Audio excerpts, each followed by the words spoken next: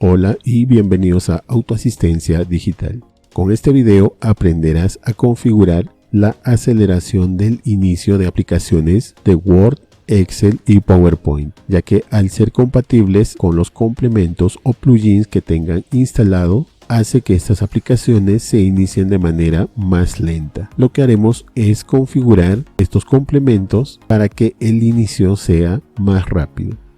Bien, entonces, estando ya en el Word, vamos a ingresar hasta la pestaña de Archivo, luego hasta Opciones, y dentro de Opciones buscamos Complementos.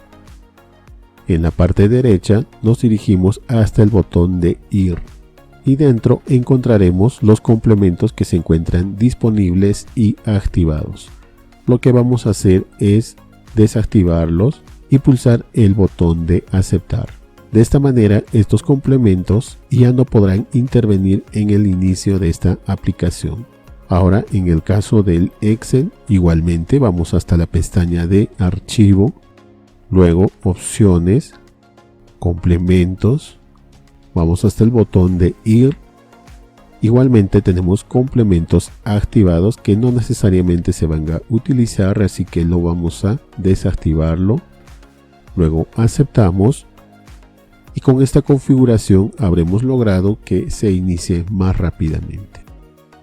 En el caso de PowerPoint, igualmente también ingresando hasta Archivo, Opciones, Complementos, luego en el botón de Ir, veremos los complementos que se encuentran activados, los desactivamos y luego aceptamos. Listo, con esta configuración deberá iniciarse de manera más rápida cualquiera de estas aplicaciones. Vamos a comprobarlo con una de las aplicaciones que utilizamos mayormente, el editor de texto Word.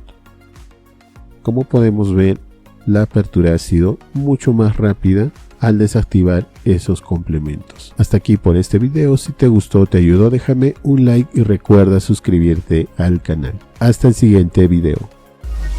Para más información de los tutoriales, visita autoasistenciadigital.com y recuerda compartirlo en tus redes sociales y también activar tu campanita al suscribirte. Mi nombre es Omar y gracias por visitar mi canal.